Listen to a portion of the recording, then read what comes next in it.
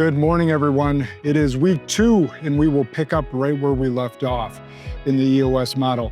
We're gonna pick up and start with the vision component. This is all about strengthening from the top, your vision. The vision component starts with you. It starts at the top. It's about getting your entire organization on 100% on the same page about where you're going and how you're gonna get there.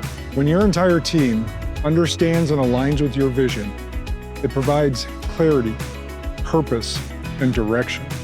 Now in EOS, we use a very powerful tool called the VTO, Vision Traction Organizer. And we're gonna drop that tool in the link below. But this tool helps us answer 8 powerful questions. So with vision, the 8 questions, and we're gonna go through those one by one so that you gain clarity on those 8 questions so that you can use this incredible tool. Question 1, what are your core values? Core values are the crux of all organizations. They help drive decisions, they help drive hiring, they help drive firing, they help drive promoting. When you are really clear on your core values, you can drive purpose throughout your organization. Core values are felt throughout the organization. They're felt by consumers, they're felt by employees, and it creates a cohesive team. So we dig deep into core values. We do exercises when we're with you to make sure that your core values embody who you are, not who you aspire to be. There's a classic example that we use a lot because Enron had integrity as one of their core values, if you can believe it or not. Now, most of us know what happened with Enron, how badly they screwed over their employees, their consumers, their shareholders. They obviously didn't act with integrity. So when we do core value exercises, we make sure that they are values that you currently embody and hold true in your organization. And then we utilize tools to allow you to hire, fire, promote, and build that culture that you want to have and embody and breathe into the community. Core values are the heart of your organization. They help you attract the right people and they repel the wrong ones. Question 2. What is your core focus? Core focus is the heartbeat of the organization. Some call it a vision statement, some call it a mission statement. Jim Collins called it a hedgehog concept. That being said, we call it a core focus because it comes from the core. It's what you as a company love doing and you're best at doing. It's so that you can stay laser focused on where the company is operating and going. Question number 3, it's what is your 10-year target? Now, I don't want people to get confused because some of you may not have that 10-year. For some of you, it may be a 7-year. What we want is that big, hairy, audacious goal here. What is that long-term vision that we're pioneering towards? Is it in between 5 years and 30 years? I think as far as you can think out, the better. And then we can back into it. But what is that big, hairy, audacious goal? Where are you headed? That's what we want to pin down in one sentence, couple words. What is that big goal, that big vision? Because as a leader, your vision has to be big enough that everyone underneath you can fit their visions inside of that. So we need that big, hairy, audacious goal out in the future to point the directional sail towards. Now here's 3 characteristics that you want to pay attention to for this big goal. Is it clear? Is it simple? And is it motivating? Question 4, what is your marketing strategy? Your marketing strategy is pretty simple.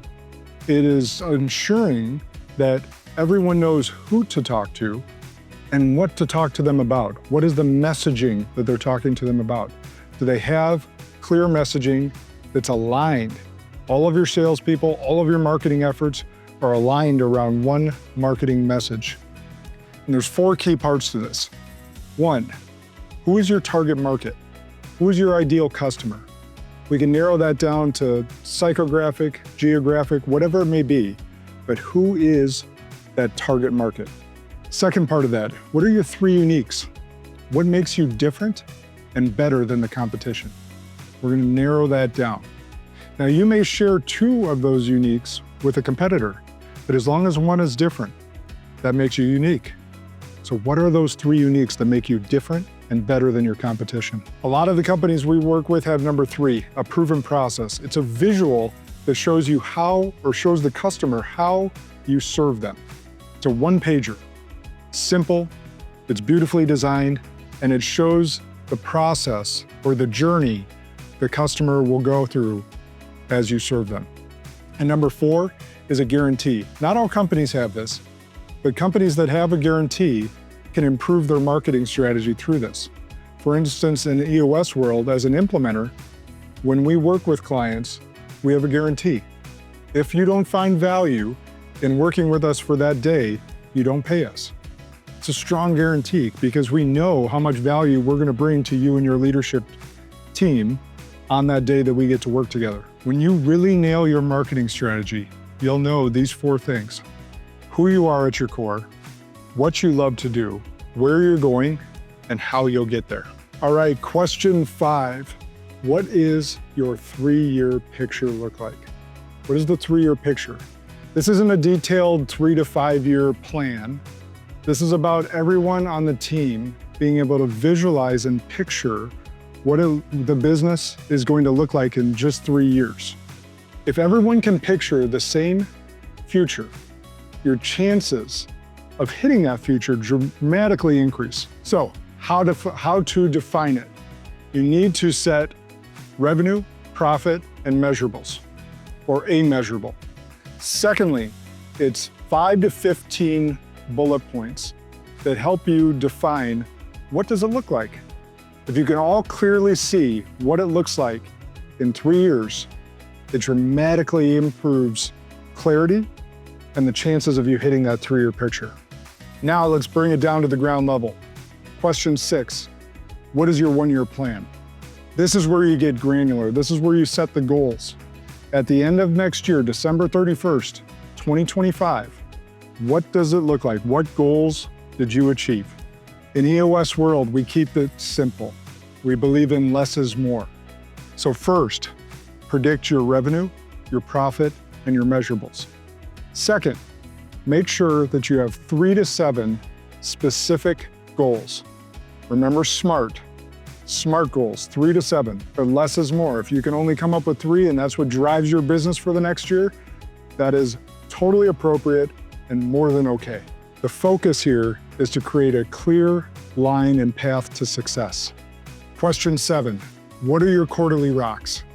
We're breaking it down into 90-day intervals. What's really important about that is psychology. Brain science tells us that our brains are built to be sprinters, not marathoners. So 1 year is actually too long for us to stay steady on the course towards goals. But if we break them down into 90-day intervals, we have much more chance and better chance of hitting those goals. So first we identify 3 to 7 company rocks for that quarter. Then we set 3 to 7 individual rocks for each leader. Each of the company rocks are going to have a specific owner. So if Josh owns rocks 1 and 2 for the company, those are his first 2 individual rocks.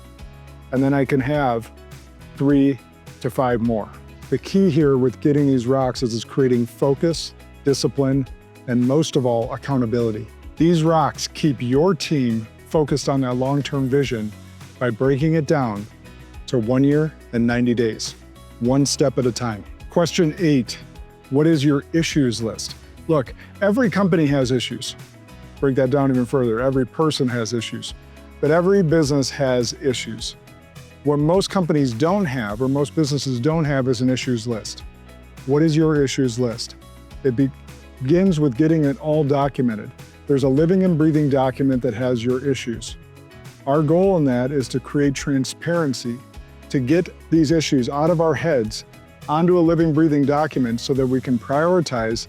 We identify them, we prioritize them, we discuss them, and we solve them at the root cause so they go away forever.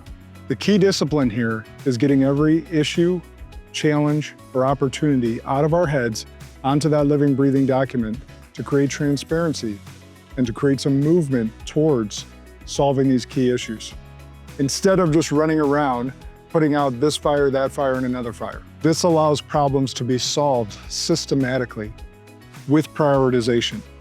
Now that we've talked about the 8 questions in the vision, let's talk about SBA. What does SBA stand for? Shared by all. It's time to bring the vision down to everyone in your organization. If there's 40 people in the organization, all 40 need to know the vision and where you're going.